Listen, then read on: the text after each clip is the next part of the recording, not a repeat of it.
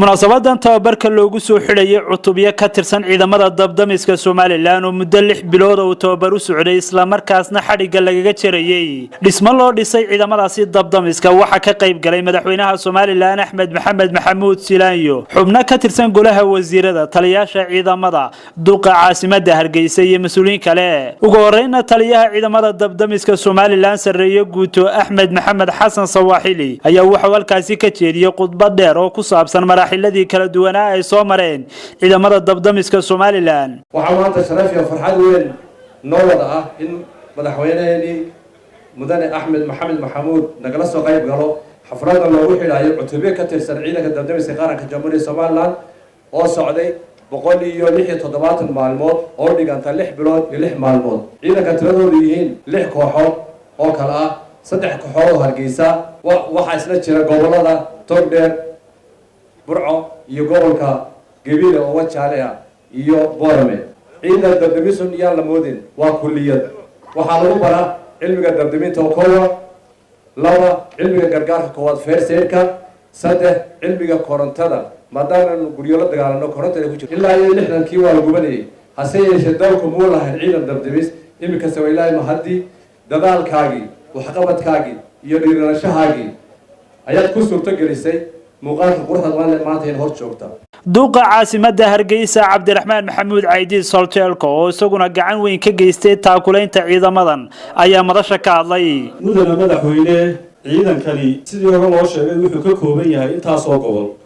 oo kayga dawladaha hoosena waxaan ku heshiinay tababarka halka lagu qabanayo inay kolba degmada lagu qabanayo kharashka bixiso insha Allah taala qaybta dambe ee gobolada barina buuca lagu qaban doonaa gobolada galbeedkana waxa lagu qaban doonaa boorama hadii la hayraahdo wasiirada maaliyadda Somaliland Samsam Cabdi Aadan madaxtooyada Maxamuud Xaashi Cabdi arrimaha gudaha Yaasiin Xaaji Maxamuud Faratoon ayaa iyaguna munaasabada ka hadlay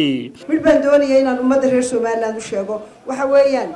damisku meelaha uu ka shaqeeyay inagu uu ugu cusub yahay waxa weeyaan markaad codkooga maqashaan wadada ha loo baneeyo wadada looma baneeyo dabeedna waxa ku dhacay inay ka habsaamaan waqtiga ay ku tala galeen baraarki doonta kuwada fira ciidanka halka fadhiyo ee qiimaha leh kuwada fira daarta inta leega qiimaha leh oo ilaala waa wax la dhoobdhoobay baa la oran doonaa direys casbaa la isaga soo geliyay tabarna ma qaadan baritaarki doonta waxaan leenahay kuwaasi idin dhaga barjayni idin niyad jabinin siyaasadda jamhuuriyadda Somaliland ee damiska ku saabsan inay tahay in dhammaan magaalooyinka waaweyn degmooyinka meelaha halbowlaha dhaqaalaha iyo dalka halbowlaha sida dekedaha garoomada ciyaaraha maxay ahaytoy iyo meel kasta oo muhiim ah in damiska la gaarsiiyo waxa kale oo yana madasha hadal ka soo jeediyay taliyaha ciidamada bilayska Somaliland sareeyo guuto Cabdilaahi Fadal Iimaan Suldaan Axmed Daahir iyo mas'uuliyiin kale madaxweynaha Somaliland Axmed Maxamed Maxamuud Silaanyo oo gabagabadii munaasabada ka hadlay ayaa bogaadiyay ciidamada maanta tababarka loo soo xidhay waxaana uu bulshada ugu baaqay in lala shaqeeyo ciidamadaasi waran sharaf weyn bay tahay inaan ka soo qayb galo munaasabada xalqa laga jarayo xalqa cusub ee loo dhisay ciidanka damiska isla markaana tababarka loogu soo xidhayo ciidanka dhammaystay xafladii dabdaminta iyo gargaarka koowaad waxaan bali u jeedinayaa hay'adda ciidanka damiska ee dhammaystay tababarka u socday muddada 6 bilood ah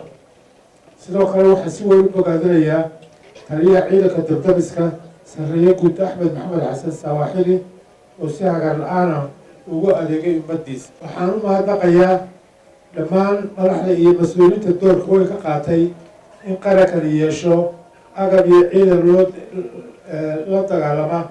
khatarta dabka ugu dambeynna waxa halkaasi shahaadooyin lagu guddoonsiiyay dadkii gacanta ka geystay taakulaynta ciidamada damiska Somaliland oo ku jiro telefishinka Home Cable Xasan Sulaymaan Harun Xasan Galeed telefishinka Home Cable magaalada